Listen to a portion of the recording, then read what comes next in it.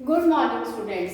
आज वजे ਆਪਾਂ अगला टॉपिक करन जा रहे हैं integrated rate expression. Integrated rate expression की है? वैसे तो आप रेट एक्सप्रैशन जो फाइंड आउट कर चुके हैं। आप रेट जो कैलकुलेट करते हैं माइनस डी की फॉर्म के डिफरेंशियल फॉर्म के असी इक्वेशन यूज करते हैं। डिफरेंशियल फॉर्म का मतलब होया कि आप जो रेट हैगा उन्होंने रिप्रजेंट करते हैं डिफरेंशियल इक्वेशन की फॉर्म च minus D R over D T या प्रोडक्ट की फॉर्म। सो ये डिफरेंशियल इक्वेशन हैगी है, पर ये जी मेजरमेंट होंगी है of instantaneous rate of reaction वो काफ़ी डिफिकल्ट हो जाती है। वो ईजीली मेजर नहीं की जा सकती क्योंकि ग्राफिकल मैथड बन जाता। वो सानू फिर जो है स्लोप ड्रॉ करना पैंदा, उहदा टेंजेंट लेना पैंदा, फिर आप मेजर कर सकते हैं। इस प्रॉब्लम को दूर करने लिए कि मैथड थोड़ा डिफिकल्ट हो जाता है, ये कैलकुलेशन आप इंटीग्रेटेड फॉर्म च चेंज कर दें इक्वेशन को, जिहदे एक इक्वेशन के डायरैक्ट रिलेशनशिप बन जाता है कंसनट्रेशन के नाल रेट का। जे ओदी वैल्यू पुट करके आप ईजीली जो रेट हैगा एट डिफरेंट टाइम के उत्ते कैलकुलेट कर सकते हैं। सो इसे करके आप इस डिफरेंशियल इक्वेशन को चेंज करन जा रहे हैं इन इंटीग्रेटेड रेट एक्सप्रैशन दे विच। ये आप दो रिएक्शंस के लिए दो ऑर्डर वास्ते करांगे, for zero order and for first order equation, क्योंकि ये बेस पे अपने को सारे न्यूमेरिकल्स है जो पेपर च आने हैं। फर्स्ट ऑर्डर काइनेटिक्स के न्यूमेरिकल आते हैं। सो आप जीरो ऑर्डर तो फर्स्ट ऑर्डर दो दी इक्वेशंस को इंटीग्रेट करांगे और दोनों न्यूमेरिकल्स च यूज करना। सो पहला रजे आप लेने फॉर जीरो ऑर्डर रिएक्शन। हुण कोई भी रिएक्शन आप ले सकते हैं जीरो ऑर्डर वास्ते। मान लो आप आर जो है रिएक्टेंट ले लिया, इट चेंजेस इनटू प्रोडक्ट। ਹੁਣ अगर ਅਸੀਂ ਇਹਦੇ ਰੇਟ ਲਵਾਂਗੇ, rate will be equal to minus dr over dt। ਇਹ ਰਿਐਕਟੈਂਟ ਦੀ ਫਾਰਮ ਚ ਹੋ ਗਿਆ ਇਜ਼ ਇਕੁਅਲ ਟੂ ਇਹ ਬਰਾਬਰ ਹੁੰਦਾ ਹੈ ਰੇਟ ਕਾਂਸਟੈਂਟ k ਤੇ ਕਨਸੈਂਟ੍ਰੇਸ਼ਨ ਆਪਾਂ ਨੇ ਕਿਹਦੀ ਲੈਣੀ ਹੁੰਦੀ ਹੈ, ਰਿਐਕਟੈਂਟ ਦੀ ਲੈਣੀ ਹੁੰਦੀ ਹੈ। और क्योंकि ये जीरो ऑर्डर रिएक्शन है इस करके रिएक्टेंट की पावर कितनी रेज करनी होगी ਆਪਾਂ ने जीरो। ਹੁਣ अगर ये जीरो रेज करती है तो खत्म ही होगी कंसंट्रेशन, क्योंकि जीरो ऑर्डर रिएक्शन का मतलब है कंसंट्रेशन पे डिपेंड ही नहीं करता। तो अपने को जी वैल्यू बचेगी रजे वो बच गई minus D R over D T is equal to K. R zero खत्म हो गया, या इन्हें रीअरेंज करके आप लिखांगे minus D R is equal to K D T. इस फॉर्म के इक्वेशन तैयार हो गई। हुण इस फॉर्म के इक्वेशन आ गई, उस तो बाद असीं इस इक्वेशन को की करांगे इंटीग्रेट करांगे ऑन बोथ साइड्स। इनू डिफरेंट इंटीग्रेशन की फॉर्म च डिफरेंट इक्वेशन तैयार करांगे। इंटीग्रेशन की फॉर्म के आप एदा इंटीग्रल लवांगे और एदा इंटीग्रल लवांगे क्योंकि ये कांस्टेंट हैगा। सो ये आ जाएगा ये निकल के अपने को minus r is equal to के टी, टी बाहर आ गया डिफरेंशिएट हो गए, प्लस एक कांस्टेंट नवा ऐड हो गया अपने को आई।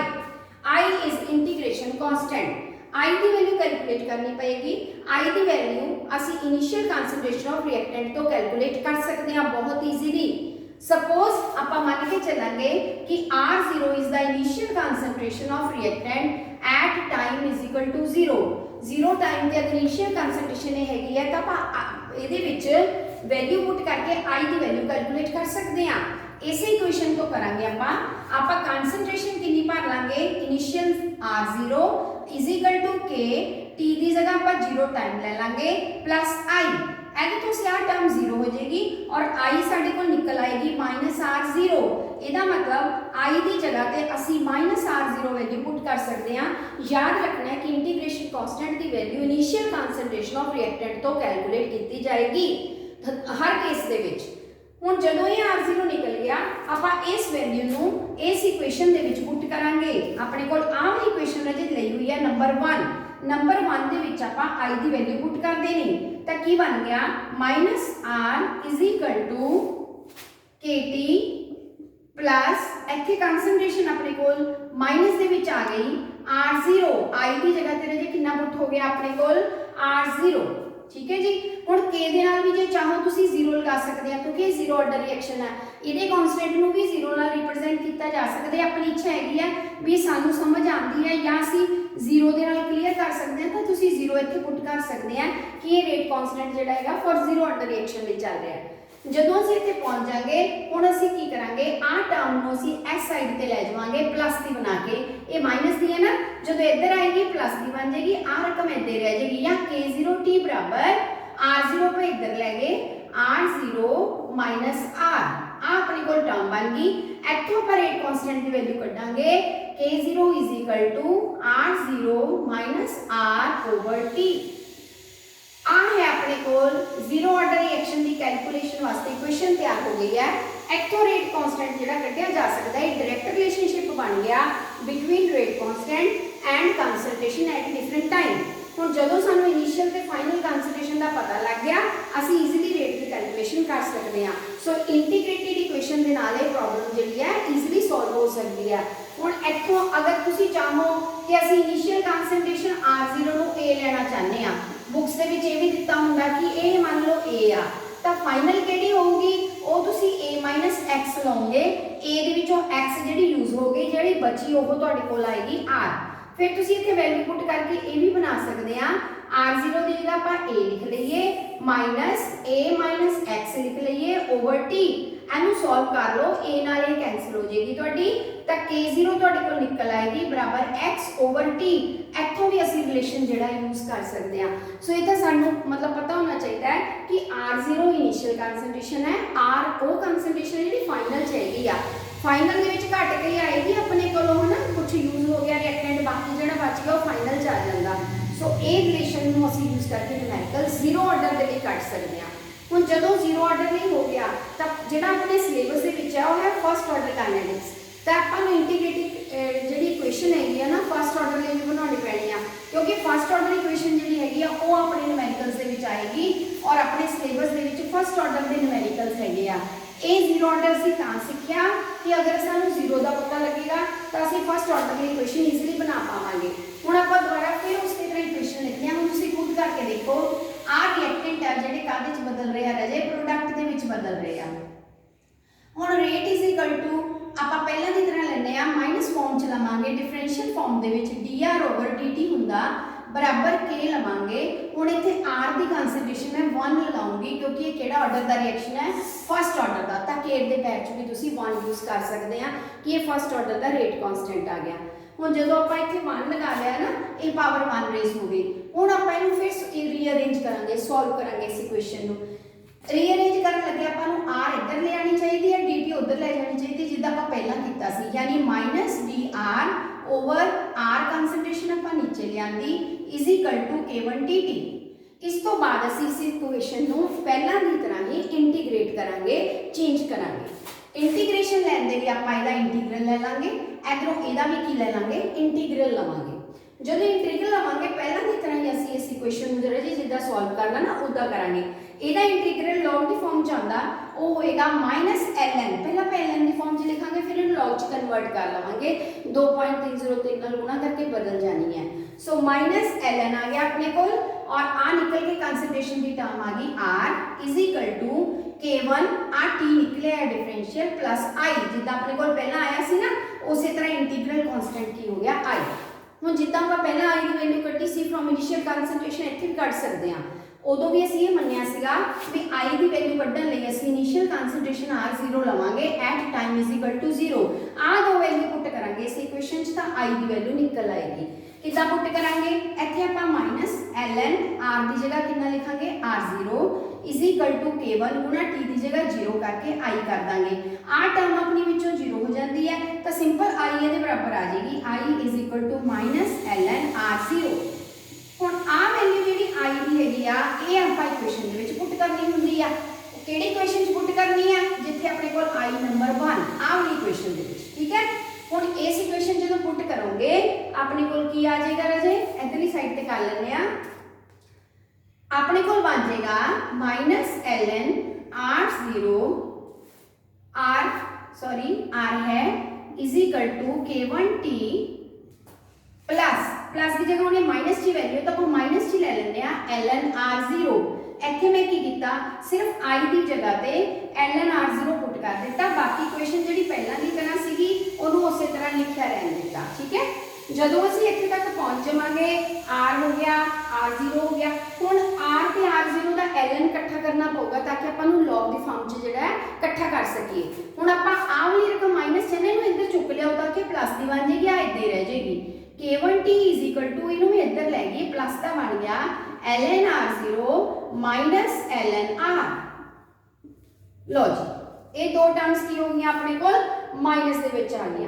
हुण जदों ये दो टर्म्स राजे माइनस दे विच आणगीਆਂ ते इहनूं सॉल्व करांगे ते डिवाइड हो जांदियां, यानी r0 बटे r आ जाएगा। a1t is equal to ln common आ जाएगा r0 ओवर r।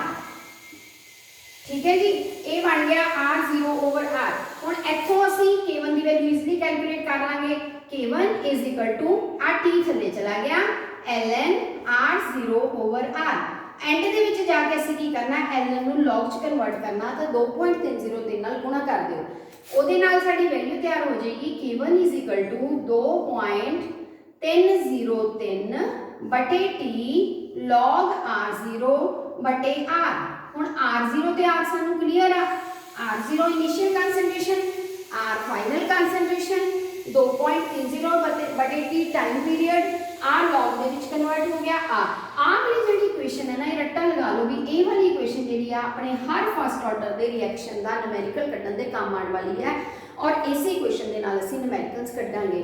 ਕਈ ਵਾਰੀ ਆਪਾਂ ਇਨੀਸ਼ੀਅਲ ਕਨਸੈਂਟ੍ਰੇਸ਼ਨ ਨੂੰ a ਮੰਨ ਲੈਂਦੇ ਆ, ਤਾਂ ਤੁਸੀਂ a ਦੀ ਫਾਰਮ 'ਚ ਵੀ ਇਹਨੂੰ ਲਿਖ ਸਕਦੇ ਹੋ।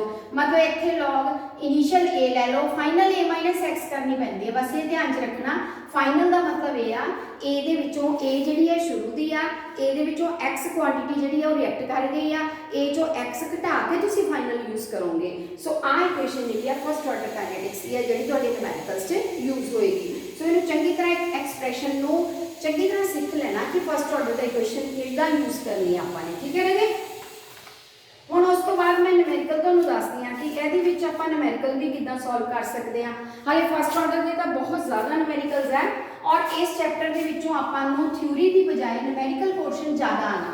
न्यूमेरिकल करने के लिए थ्योरी की नॉलेज भी होनी जरूरी है, इसलिए मैं तुहानूं एक्सप्रैशन भी दस्सिया भी किस तरीके दे नाल आपां इहनूं कढ सकते हैं।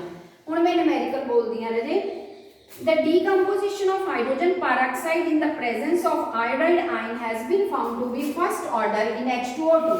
आपा नु रिएक्शन दिता है 2H2O2 एरो ये कन्वर्ट हो रहा है टू वाटर प्लस दूसरा अपने कोल है O2। ये इक्वेशन आ। हुण इहदे विच आपां नु ये दिता भी ये जिहड़ा फर्स्ट ऑर्डर दा रिएक्शन आ, चाहे ये मूरे दो लगा पर ऑर्डर है कि फस्ट का, इसलिए आप एको ही कंसंट्रेशन की टर्म यूज करांगे, उसकी पावर रेज नहीं करांगे। हुण rate constant has been found to be, तुहानूं के दी वैल्यू दित्ती आ 1.01 गुणा 10 की पावर हैगी आ -2 पर मिनट। लो जी, ये होगी के। होर की दित्ता आपां नूं calculate the rate of reaction.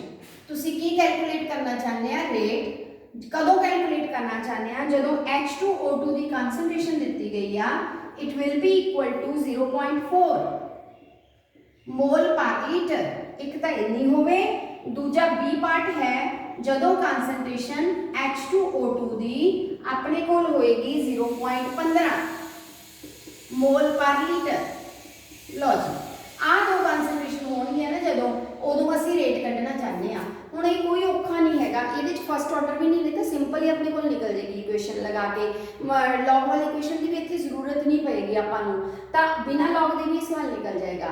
जिहड़े जिन्हां च दो कंसंट्रेशन हुंदी आ, उह च आपां नूं लॉग लेना पैंदा, इहदे विच आपां बिना लॉग दे भी कढ सकदे हां। किदां कढ सकदे ने जी, हुण आपां रेट की इक्वेशन लगाओ, रेट इज इक्वल टू के H2O2 की पावर कितनी रेज करनी है, इत्थों देख के 2 नहीं करनी, क्योंकि जो आपको समझ दिता है कि फस्ट ऑर्डर रिएक्शन आ, फिर आप पावर 2 रेज नहीं करांगे, फिर उन्होंने सिंगल रहन दो। ठीक है, 1 ही रेज करांगे।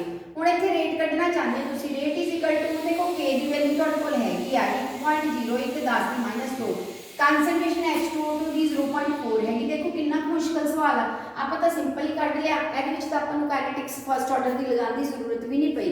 सो ये सिंपल भी निकल जाएगा, जिहदे च आपां नूं सिंगल कंसंट्रेशन दित्ती हुंदी आ।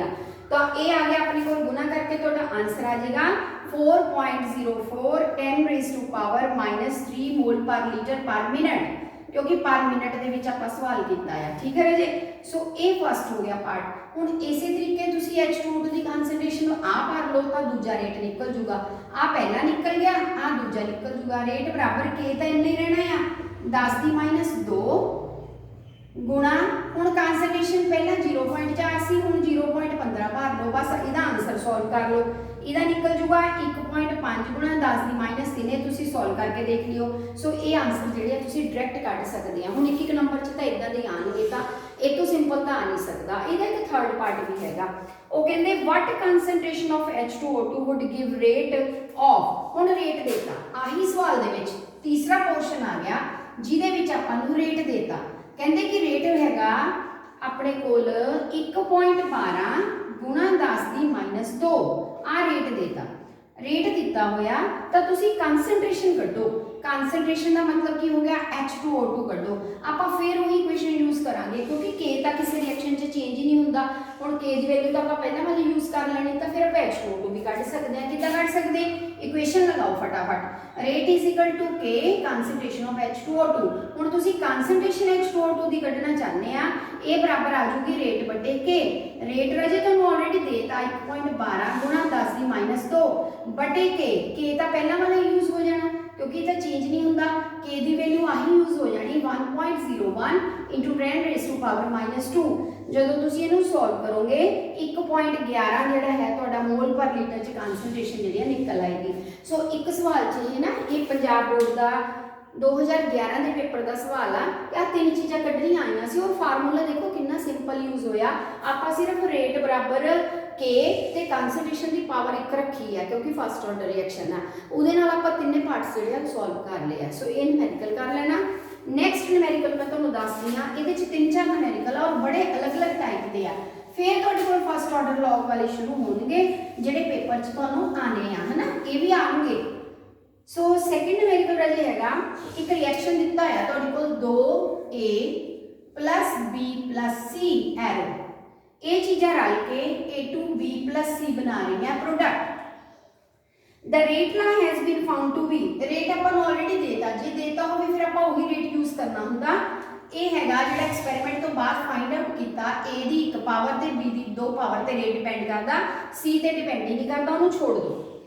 K ਦੀ ਵੈਲਿਊ ਨਾਲ ਦੇਤੀ ਆਪਾਂ ਨੂੰ 2 ਗੁਣਾ 10 ਦੀ ਪਾਵਰ -6। ਯੂਨਿਟ ਮੈਂ ਨਹੀਂ ਲਿਖ ਰਹੀ, ਹੁਣ ਵੈਸੇ ਲਿਖ ਰਹੀ ਹਾਂ। ਹੁਣ ਕੱਢਣਾ ਕੀ ਹੈ, determine the initial rate of reaction. ਤੁਸੀਂ ਕੀ ਕੱਢਣਾ ਚਾਹੁੰਦੇ ਆ, ਰੇਟ ਆਫ ਰਿਐਕਸ਼ਨ। ਕਦੋਂ ਕੱਢਣਾ ਚਾਹੁੰਦੇ ਆ, ਜਦੋਂ A ਦੀ ਕਨਸੈਂਟ੍ਰੇਸ਼ਨ ਇਨੀਸ਼ੀਅਲ ਹੈਗੀ ਤੁਹਾਡੇ ਕੋਲ 0.1 ਔਰ B ਦੀ ਹੈਗੀ ਆ, ਇੰਟਰਸਟਿੰਗ ਸਵਾਲ ਆ ਉਦਾਂ, 0.2। ਧਿਆਨ ਦੇ ਨਾਲ ਕਰਨਾ। ਔਰ C ਦੀ ਵੀ ਦਿੱਤੀ ਆ, ਪਰ ਉਹਦੀ ਆਪਾਂ ਨੂੰ ਲੋੜ ਨਹੀਂ ਪੈਣੀ, ਆਪਾਂ ਲਿਖਣੀ ਹੈ ਨਹੀਂ। ਫਿਰ ਉਸ ਤੋਂ ਬਾਅਦ ਇੱਕ ਹੋਰ ਇਹਦਾ ਸਟੈਪ ਪੁੱਛਿਆ, ਪਰ ਪਹਿਲਾਂ ਆਪਾਂ ਇਹਦਾ ਰੇਟ ਕੱਢ ਲਈਏ ਤਾਂ ਬਹੁਤ ਵਧੀਆ। ਹੁਣ ਰੇਟ ਦੀ ਦੇਖੋ ਰਾਜੇ ਇਕੁਏਸ਼ਨ ਤਾਂ ਆਪਾਂ ਨੂੰ ਆਲਰੇਡੀ ਦਿੱਤੀ ਹੋਈ, ਆਪਾਂ ਨੂੰ ਕੁਝ ਵੀ ਕਰਨ ਦੀ ਲੋੜ ਨਹੀਂ, ਵੈਲਿਊ ਭਰ ਦਿਓ। ਤਾਂ rate is equal to K ਦੀ ਵੈਲਿਊ ਆਪਾਂ ਨੂੰ ਦਿੱਤੀ ਹੋਈ 2 ਗੁਣਾ 10 ਦੀ -6, ਠੀਕ ਆ। A ਦੀ ਕਨਸੈਂਟ੍ਰੇਸ਼ਨ ਆਪਣੇ ਕੋਲ ਹੈਗੀ 0.1, B ਦੀ ਹੈਗੀ 0.2। ਤਾਂ ਮੇਰੇ ਹਿਸਾਬ ਨਾਲ ਰੇਟ ਕੱਢਣਾ ਕਿੰਨਾ ਔਖਾ ਹੋਇਆ, ਆਪਣਾ ਈਜ਼ੀ ਹੋ ਗਿਆ ਨਾ। ਆਪਾਂ ਸਿੰਪਲ ਜਿਹੜੀ ਹੈ C ਦੀ ਵੈਲਿਊ ਲੈਣੀ ਨਹੀਂ, ਹਾਂ B ਦਾ ਸਕੁਅਰ ਕਰਨਾ ਰਾਜੇ। B ਦੀ ਵੈਲਿਊ ਤੁਹਾਨੂੰ 2 ਵਾਰੀ ਭਰਨੀ ਪੈਣੀ ਆ, ਯਾਨੀ 0.2 ਗੁਣਾ ਕਿੰਨਾ ਕਰੋਗੇ 0.2, ਇਹ 2 ਵਾਰੀ ਭਰ ਲਓ, 1 ਵਾਰੀ ਭਰ ਲਓ। ਤਾਂ ਕੈਲਕੂਲੇਸ਼ਨ ਕਰਕੇ ਮੈਂ ਆਨਸਰ ਤੁਹਾਡਾ ਦੇਖ ਕੇ ਦੱਸਦੀ ਆ, ਇਹ 8 ਗੁਣਾ 10 ਦੀ -9 ਦੇ ਕਰੀਬ ਆ ਜਾਊਗਾ। ਇਹ ਤੁਸੀਂ ਚੈੱਕ ਕਰ ਲੈਣਾ ਆ, 8 ਆ ਹੀ ਜਾਣਾ ਆਪਾਂ, 2 2 2, ਠੀਕ ਹੈ। ਬਾਕੀ ਪਾਵਰ ਸੋਲਵ ਹੋ ਜੂਗੀ। ਤਾਂ ਇਹ ਤੁਹਾਡਾ ਰੇਟ ਦੇਖੋ ਕਿੰਨਾ ਈਜ਼ੀਲੀ ਇੱਥੋਂ ਨਿਕਲ ਗਿਆ, ਸਿਰਫ ਤੁਸੀਂ ਵੈਲਿਊ ਭਰੀ ਆ, ਕੁਝ ਨਹੀਂ ਕੀਤਾ ਹੈਗਾ। ਸੋ ਇਦਾਂ ਦੇ ਸਵਾਲ ਨਹੀਂ ਛੱਡ ਕੇ ਆਣੇ ਪੇਪਰ 'ਚ, ਇਹ ਤੁਹਾਨੂੰ ਕਰਨੇ ਪੈਣਗੇ। ਕਲੀਅਰ। ਇਹਦਾ ਇੱਕ ਦੂਜਾ ਪਾਰਟ ਵੀ ਹੈਗਾ। ਇਸ ਤੋਂ ਬਾਅਦ ਕਹਿੰਦੇ ਡਿਟਰਮਿਨ ਦਾ ਰੇਟ ਆਫਟਰ। ਹੁਣ ਕਹਿੰਦੇ ਦੁਬਾਰਾ ਰੇਟ ਡਿਟਰਮਿਨ ਕਰੋ। ਹੁਣ ਫਿਰ ਰੇਟ ਕੱਢੋ, ਇਹ ਤਾਂ ਸੀਗਾ ਸ਼ੁਰੂ ਦਾ ਕੱਢਿਆ। ਹੁਣ ਕਹਿੰਦੇ ਜਦੋਂ ਕਨਸੈਂਟ੍ਰੇਸ਼ਨ ਜਿਹੜੀ A ਦੀ ਆ 0.04 ਮੋਲ ਜਿਹੜਾ ਰਿਐਕਟ ਕਰ ਗਿਆ, ਯਾਨੀ ਕਨਸੈਂਟ੍ਰੇਸ਼ਨ ਆਫ A ਜਿਹੜੀ ਰਿਐਕਟ ਕਰ ਗਈ ਉਹ 0.04, ਇਹ ਰਿਐਕਟ ਕਰ ਗਈ। ਹੁਣ ਜਿਹੜੀ ਬਚੀ ਤੁਸੀਂ ਉਹ ਲੈਣੀ ਹੈ, ਰਿਐਕਟ ਕੀਤੀ ਨਹੀਂ ਲੈਣੀ, ਰਿਐਕਟ ਕਰ ਲਈ ਤਾਂ ਖਤਮ ਹੋ ਗਈ, ਜਿਹੜੀ ਰਹਿ ਗਈ ਉਹ ਲੈਣੀ ਪਊਗੀ। ਸੋ ਇੱਥੇ ਨਾ ਧਿਆਨ ਦੀ ਗੱਲ ਆ ਵੀ ਕੱਲਾ ਇਦਾਂ ਨਹੀਂ ਹੋ ਸਕਦਾ ਵੀ ਕੱਲਾ A ਰਿਐਕਟ ਕੀਤਾ ਹੋਵੇ B C ਤੇ ਫਰਕ ਨਾ ਪਿਆ ਹੋਵੇ। ਚਲੋ C ਦੇ ਤੇ ਤਾਂ ਰੇਟ ਡਿਪੈਂਡ ਹੀ ਨਹੀਂ ਕਰਦਾ, ਇਸ ਲਈ C ਦੀ ਕਨਸੈਂਟ੍ਰੇਸ਼ਨ ਅਸੀਂ ਲੈਂਦੇ ਹੀ ਨਹੀਂ। ਪਰ ਇਹ ਚੈੱਕ ਜ਼ਰੂਰ ਕਰਿਓ ਵੀ ਜੇ A ਇੰਨਾ ਰਿਐਕਟ ਕਰ ਗਿਆ ਤਾਂ B ਜਿਹੜਾ ਹੈਗਾ ਉਹ ਵੀ ਤਾਂ ਕੁਝ ਰਿਐਕਟ ਕੀਤਾ। ਇੱਥੋਂ ਆਈਡੀਆ ਲਗਾਓ, A ਡਬਲ ਰਿਐਕਟ ਕਰਦਾ, B ਸਿੰਗਲ। ਜੇ A ਇੰਨਾ ਰਿਐਕਟ ਕੀਤਾ, ਉਸ ਵਕਤ ਦਿਮਾਗ ਲਾ ਕੇ ਦੇਖੋ ਵੀ B ਕਿੰਨਾ ਕੀਤਾ ਹੋਊਗਾ, ਇਹਦੇ ਅੱਧ 'ਚ ਕੀਤਾ ਹੋਊਗਾ। ਆ ਡਬਲ ਰਿਐਕਟ ਕਰਦਾ, ਆ ਸਿੰਗਲ। ਸਾਨੂੰ ਥੋੜਾ ਆਈਡੀਆ ਹੋ ਜਾਊਗਾ ਵੀ ਦੋਨੋਂ ਕਿੰਨੇ ਰਿਐਕਟ ਕਰ ਗਏ ਆ। ਅਗਰ A ਇੰਨਾ ਰਿਐਕਟ ਕੀਤੀ, ਆਪਣੇ ਆਪ ਦੇਖਣਾ ਪਊਗਾ B ਕਿੰਨੀ ਰਿਐਕਟ ਕੀਤੀ ਹੈ 0.02।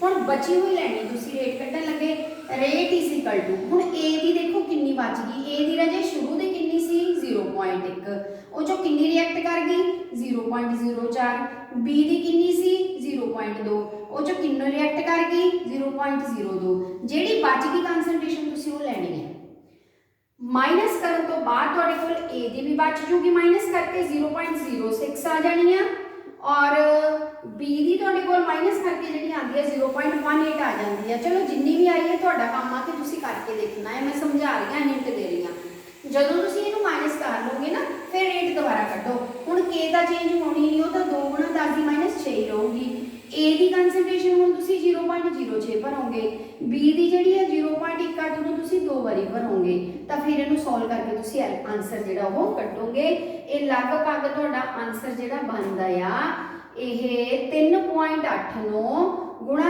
10 ਦੀ ਪਾਵਰ -9 ਦੇ ਕਰੀਬ ਆਊਗਾ ਇਹ ਹੁਣ ਤੁਸੀਂ ਚੈੱਕ ਕਰਨਾ ਵੀ ਤੁਹਾਡੀ ਕੈਲਕੂਲੇਸ਼ਨ ਸਹੀ ਆਈ ਕਿ ਨਹੀਂ ਹੈ। सो न्यूमेरिकल बड़ा ही इंटरेस्टिंग सीगा पहला तो आप सिंपल कंसनट्रेशन के नाल कढ़ लिया फिर सानू एक नवी चीज़ दस दी भी ए इन्ना रिएक्ट कर गया कदे भी ये नहीं सोचना भी कल्ला ए रिएक्ट कर गया तो बी कितना नहीं होगा कितना होगा आप देखना भी बी कितना कीता अगर ए इन्ना रिएक्ट कर रहा है ना ए डबल रिएक्ट करता बी सिंगल तो बी वो अध च रिएक्ट किया वो असीं वैल्यू अपने आप लैके फिर जी इनिशियल कंसनट्रेशन सी वो चों आपां रिएक्ट किया कढ़ता जो बचे आप रेट कैलकुलेट किया। So very very important reaction ठीक है जी ये कर लेंगे। हुण अगला न्यूमेरिकल आ गया दो हो गए ना एक लास्ट होर है जो मैं तुहानूं कराना बाकी जो फर्स्ट ऑर्डर दे फिर आपां कल करांगे अज एक होर करते हैं बड़ा ही इंटरेस्टिंग सवाल है भी 2NO प्लस O2 ये बन रहा रिएक्शन दिता 2NO2 हुण इहदे विच एक कल कंसैप्चुअल वे दे नाल दा रह गया सी वो भी अज दस दूंगी तुहानूं। क्वेश्चन सुनो how will the rate of our reaction change if the volume of reaction vessel is diminished to 1/3 of its original volume will there be any change in the order of reaction with reduced volume reduced volume ਦੇ ਨਾਲ order of reaction ਤੇ ਕੋਈ ਅਸਰ ਪਏਗਾ ਜਾਂ ਉਹ ਨਹੀਂ ਰਹੇਗਾ।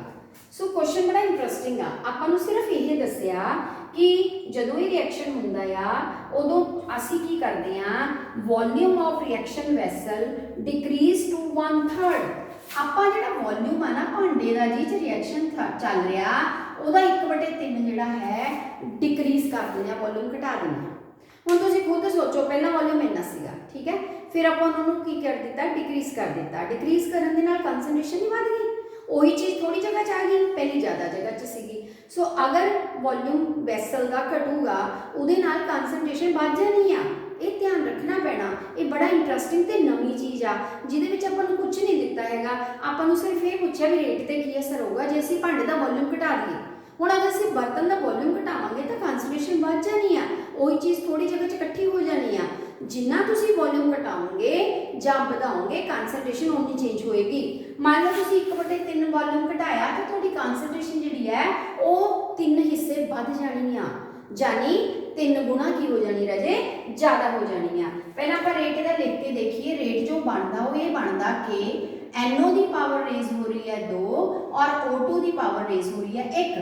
हुण की होया ये पहला रेट सीगा हुण आपां वॉल्यूम घटाया तो कंसनट्रेशन 3 गुना इहदी वधी 3 गुना इहदी के एहदे मूहरे भी मैं 3 ला लिया 3NO की पावर 2 कर लिया एहदे मूहरे 3O2 कर लिया ठीक है जी कंसनट्रेशन आ गई। हुण मैं तुहानूं दस्सिया सी तुसीं कल्ले डिजिट सॉल्व करो 3 का स्क्वायर कर लो 3 तीए 9 ते आ 3 हो गया 9 तीया कितने टाइम्स राजे रेट चेंज हो गया रेट अपने कोल 27 टाइम्स जिहड़ा हैगा पहलां नालों फर्क पै गया कंसनट्रेशन जिहड़ी सी बधन दे नाल रेट वध गया कंसनट्रेशन घटण नाल रेट घटदा कंसनट्रेशन बधन नाल रेट वधदा बड़ी वधिया चीज़ है मतलब ये ध्यान रखियो भी जे वॉल्यूम घट गया ना कंसनट्रेशन तुसीं उन्नी वधा देनी आ पहली कंसनट्रेशन आ जो तुहाडा वॉल्यूम घटिया तुसीं 1/3 वॉल्यूम घटिया तो 3 गुना कंसनट्रेशन बढ़ा देनी है 3 रकम इत्थे वध गई 3 इत्थे इत्थे दा स्क्वायर लेना तुसीं 3 तीए 9 आ गया आ वैल्यूज़ रहन दिया करो सिर्फ मैथ वाली डिजिट यूज़ करनी तुसीं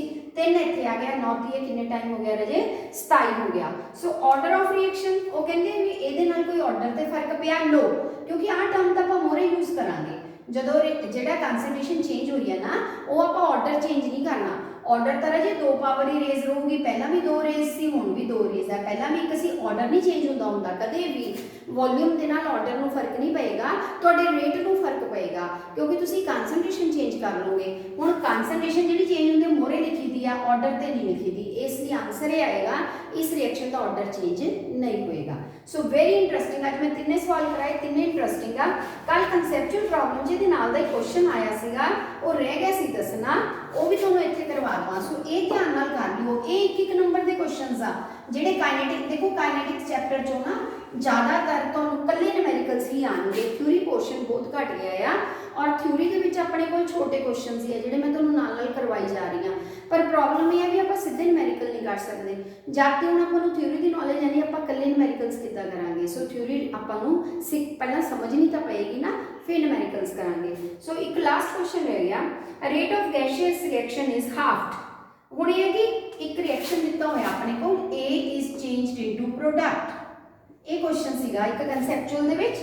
ਇਹ ਕਹਿੰਦੇ rate of gaseous reaction is halved. Rate ਜਿਹੜਾ ਹੈਗਾ ਪਹਿਲਾਂ R ਸੀਗਾ, ਹੁਣ ਰੇਟ ਜਿਹੜਾ ਹਾਫ ਹੋ ਗਿਆ, R/2 ਅੱਧਾ ਰਹਿ ਗਿਆ। ਹੁਣ ਜਦੋਂ ਰੇਟ ਅੱਧਾ ਰਹਿੰਦਾ ਨਾ ਤਾਂ ਸਮਝ ਲਓ ਕਨਸੈਂਟ੍ਰੇਸ਼ਨ ਵੀ ਅੱਧੀ ਰਹਿ ਗਈ ਹੋਣੀ, ਕਿਉਂਕਿ ਰੇਟ ਜਿਹੜਾ ਨਾ ਕਨਸੈਂਟ੍ਰੇਸ਼ਨ ਨਾਲ ਜੁੜਿਆ ਹੋਇਆ। ਅਗਰ ਤੁਸੀਂ ਕਨਸੈਂਟ੍ਰੇਸ਼ਨ ਡਬਲ ਕਰੋਗੇ, ਰੇਟ ਉਸੇ ਹਿਸਾਬ ਦੇ ਵਧਣਾ ਸ਼ੁਰੂ ਹੋ ਜਾਂਦਾ। ਜੇ ਕਨਸੈਂਟ੍ਰੇਸ਼ਨ ਘਟ ਗਈ, ਰੇਟ ਘਟੂਗਾ ਹੀ ਘਟੂਗਾ। ਸੋ ਇਹਦੇ ਨਾਲ ਕੀ ਹੋਇਆ, when the volume of vessel is double, ਆਪਾਂ ਵੋਲਿਊਮ ਕਿੰਨਾ ਕਰਨ ਦੀ ਕੋਸ਼ਿਸ਼ ਕੀਤੀ, ਵੋਲਿਊਮ ਜਿਹੜਾ ਸੀਗਾ ਉਹ ਡਬਲ ਕਰ ਦਿੱਤਾ ਪਹਿਲਾਂ ਦੇ ਨਾਲੋਂ। ਜੇ ਵੋਲਿਊਮ ਡਬਲ ਹੋ ਗਿਆ ਰਾਜੇ, ਕਨਸੈਂਟ੍ਰੇਸ਼ਨ ਤਾਂ ਵੀ ਘਟਣੀ ਆ। ਵੋਲਿਊਮ ਜਿਹੜਾ ਸੀ ਡਬਲ ਕਰਤਾ, ਹੁਣ ਕਨਸੈਂਟ੍ਰੇਸ਼ਨ ਜਿਹੜੀ ਸੀ ਉਹ ਜ਼ਿਆਦਾ ਖਿੱਲਰ ਗਈ, ਘਟ ਗਈ, ਠੀਕ ਹੈ। ਜੇ ਵੋਲਿਊਮ ਘਟੂਗਾ ਕਨਸੈਂਟ੍ਰੇਸ਼ਨ ਜ਼ਿਆਦਾ, ਜੇ ਵੋਲਿਊਮ ਵਧੂਗਾ ਕਨਸੈਂਟ੍ਰੇਸ਼ਨ ਆਟੋਮੈਟਿਕਲੀ ਘਟ ਜਾਏਗੀ। ਉਹ ਸਾਨੂੰ ਪਤਾ ਲੱਗ ਗਿਆ ਵੀ ਜੇ ਅਸੀਂ ਇਹਨੂੰ ਡਬਲ ਕਰਾਂਗੇ ਕਨਸੈਂਟ੍ਰੇਸ਼ਨ ਕਿੰਨੀ ਰਹਿ ਜੂਗੀ, ਅੱਧੀ ਰਹਿ ਜੂਗੀ। ਮੰਨ ਲਓ A ਦੀ ਕਨਸੈਂਟ੍ਰੇਸ਼ਨ ਪਹਿਲਾਂ A ਸੀਗੀ, ਠੀਕ ਆ, ਹੁਣ A ਦੀ ਕਨਸੈਂਟ੍ਰੇਸ਼ਨ ਕਿੰਨੀ ਨਜ਼ਰ ਆਊਗੀ ਤੁਹਾਨੂੰ, A/2 ਆਏਗੀ। ਸੋ ਕਲੀਅਰ ਹੋ ਗਿਆ ਵੋਲਿਊਮ ਦਾ ਸੰਬੰਧ। ਵੋਲਿਊਮ ਤੋਂ ਤੁਹਾਨੂੰ ਪਤਾ ਚੱਲ ਜਾਏਗਾ, ਜੇ ਵੋਲਿਊਮ ਘਟਾਓਗੇ ਉਹਨਾਂ ਤੁਸੀਂ ਕਨਸੈਂਟ੍ਰੇਸ਼ਨ ਵਧਾ ਦਿਓ, ਜੇ ਵੋਲਿਊਮ ਵਧਾਓਗੇ ਉਨੀ ਕਨਸੈਂਟ੍ਰੇਸ਼ਨ ਘਟਾ ਦਿਓ। ਅੱਗੇ ਸਵਾਲ ਹੈਗਾ, what is the order of reaction. ਹੁਣ ਆਰਡਰ ਕੱਢਣਾ, ਹੁਣ ਇਹਦੇ ਰੇਟ ਜਿਹੜਾ ਪਹਿਲਾਂ ਨਾਲੋਂ ਰੇਟ ਕੀ ਹੋ ਗਿਆ ਆਪਣੇ ਕੋਲ, R/2 ਰਹਿ ਗਿਆ, ਠੀਕ ਹੈ। ਤੇ ਕਨਸੈਂਟ੍ਰੇਸ਼ਨ ਜਿਹੜੀ ਸੀ K ਹੈ, ਪਹਿਲਾਂ ਨਾਲੋਂ ਕਿੰਨੀ ਰਹਿ ਗਈ ਰਾਜੇ, A/2 ਰਹਿ ਗਈ। ਪਾਵਰ ਅਸੀਂ ਆਰਡਰ ਸਾਨੂੰ ਪਤਾ ਨਹੀਂ, ਅਸੀਂ ਕਿੰਨੀ ਪਾਵਰ ਰੇਜ਼ ਕਰ ਸਕਦੇ ਹਾਂ, n ਰੇਜ਼ ਕਰ ਸਕਦੇ ਹਾਂ। ਸੋ ਪਹਿਲਾ ਰੇਟ ਕਿਹੜਾ ਸੀ, ਪਾਪਾ ਪਹਿਲਾਂ ਲਿਖ ਲਈਏ, ਇਹ ਆਪਣੇ ਕੋਲ ਦੂਜਾ ਰੇਟ ਬਣ ਗਿਆ ਜਦੋਂ ਵੋਲਿਊਮ ਘਟ ਗਿਆ। ਜਦੋਂ ਵੋਲਿਊਮ ਪੂਰਾ ਸੀ ਆਪਾਂ ਇੱਕ ਇਕੁਏਸ਼ਨ ਉਹ ਵੀ ਬਣਾ ਕੇ ਰੱਖ ਲੈਂਦੇ ਆ, ਉਹ ਰੇਟ ਹੋਊਗਾ ਆਪਣੇ ਕੋਲ ਰੇਟ ਬਰਾਬਰ K A/n, ਠੀਕ ਹੈ ਰਾਜੇ। ਇਹ ਆਪਣੇ ਕੋਲ ਪਹਿਲੀ ਇਕੁਏਸ਼ਨ ਹੋ ਗਈ, ਇਹ ਆਪਣੇ ਕੋਲ ਜਦੋਂ ਚੇਂਜ ਹੋਇਆ ਦੂਜੀ ਹੋ ਗਈ। ਫਿਰ ਤੁਹਾਨੂੰ ਦੋਨੋਂ ਇਕੁਏਸ਼ਨਸ ਨੂੰ ਰਾਜੇ ਡਿਵਾਈਡ ਕਰਨਾ ਪਏਗਾ। ਤੁਸੀਂ ਇਕੁਏਸ਼ਨ ਨੰਬਰ ਜਿਹੜੀ ਹੈਗੀ ਆ 1 ਨੂੰ 2 ਦੇ ਨਾਲ ਡਿਵਾਈਡ ਕਰੋਗੇ, ਯਾਨੀ ਆਹ 1 ਹੈ ਨਾ, ਇਹਨੂੰ ਉੱਪਰ ਰੱਖ ਲੈਣਾ, ਇਹਨੂੰ ਡਿਵਾਈਡ ਕਰਾਂਗੇ R/2 ਆਹ ਇਕੁਏਸ਼ਨ ਦੇ ਨਾਲ। ਆ K A/n ਉੱਪਰ ਆ ਜਾਏਗੀ, ਆ K A/2 ਦੀ ਪਾਵਰ n ਥੱਲੇ ਆ ਜਾਏਗੀ। ਹੁਣ ਜਦੋਂ ਉੱਪਰ ਜਾਊਗਾ ਨਾ, ਇਹਨੇ 2 ਉੱਪਰ ਚੱਲ ਜਾਣਾ, ਇਧਰੋਂ ਇਹਦਾ 2 ਉੱਪਰ ਚਲੇ ਜਾਣਾ ਤਾਂ ਕੱਟ ਜਾਣਾ, ਆ 2 ਉੱਪਰ ਆ ਗਿਆ, ਠੀਕ ਹੈ ਨਾ ਜੀ। ਇਧਰੋਂ ਇਹ ਕੱਟ ਗਿਆ ਆਪਣੇ ਕੋਲ, ਇਧਰੋਂ ਇਹ ਕੱਟ ਗਿਆ, ਆ 2 ਫਿਰ ਉੱਪਰ ਆ ਗਿਆ, 2 ਦੀ ਪਾਵਰ ਕਿੰਨੀ ਹੋ ਗਈ n। ਹੁਣ ਤੁਸੀਂ ਦੇਖੋ ਬੇਸ ਦੋਨਾਂ ਦੇ ਸੇਮ ਹੋ ਗਏ ਤਾਂ ਪਾਵਰ ਜਿਹੜੀ ਇੱਥੋਂ ਸੇਮ ਹੋਏਗੀ, ਇੱਥੇ 1 ਮੰਨ ਲਓ ਤਾਂ n ਕਿੰਨਾ ਨਿਕਲ ਆਇਆ ਰਾਜੇ 1, ਤਾਂ ਕਿੰਨਾ ਆਰਡਰ ਆ ਗਿਆ ਆਪਣੇ ਕੋਲ 1, ਯਾਨੀ ਇਹ ਫਸਟ ਆਰਡਰ ਰਿਐਕਸ਼ਨ ਹੈ, ਇਹਦਾ ਆਰਡਰ ਕਿੰਨਾ ਹੈ 1 ਹੈ। ਸੋ ਸਿੰਪਲ ਜੀ ਚੀਜ਼ ਕੀਤੀ, ਇੱਥੇ ਵੀ ਮੈਂ ਕੁਝ ਖਾਸ ਨਹੀਂ ਕੀਤਾ, ਰਿਪੀਟ ਕਰ ਦਿੰਦੇ ਆ ਕਿ ਮੈਂ ਪਹਿਲਾਂ ਸਿੰਪਲ ਰੇਟ ਲਿਆ, ਠੀਕ ਹੈ। ਸਿੰਪਲ ਰੇਟ ਮੇਰਾ ਆਇਆ ਰੇਟ R ਬਰਾਬਰ K A ਦੀ ਪਾਵਰ, ਮੈਨੂੰ ਪਤਾ ਨਹੀਂ ਸੀ ਕਿੰਨੀ, ਆਪਾਂ ਆਰਡਰ ਕੱਢਣਾ ਤਾਂ n ਮੰਨ ਲਓ, ਮੈंने n ਲਿਖ ਲਿਆ। ਫਿਰ ਵੋਲਿਊਮ ਜਿਹੜਾ ਸੀ ਡਬਲ ਹੋਇਆ, ਮੈंने ਰੇਟ ਵੀ ਉਹ ਕਹਿੰਦੇ ਅੱਧਾ ਰਹਿ ਗਿਆ, मैंने ਆ ਦੋਨੋਂ ਚੀਜ਼ਾਂ ਅੱਧੀਆਂ ਕਰ ਲਈਆਂ, ਫਿਰ ਦੋਨਾਂ ਨੂੰ ਕੀ ਕਰ ਦਿੱਤਾ, ਡਿਵਾਈਡ ਕੀਤਾ ਸਿੰਪਲੀ, ਉਹਦੇ ਨਾਲ n ਦੀ ਵੈਲਿਊ ਕੈਲਕੂਲੇਟ ਹੋ ਗਈ। ਸੋ ਪਲੀਜ਼ ਇਹ ਕੰਮ ਰਾਜੇ ਕਰਕੇ ਮੈਨੂੰ ਰਿਸਪੌਂਸ ਜਿਹੜਾ ਸੈਂਡ ਕਰ ਦਿਓ। ਆਲ ਦ ਬੈਸਟ।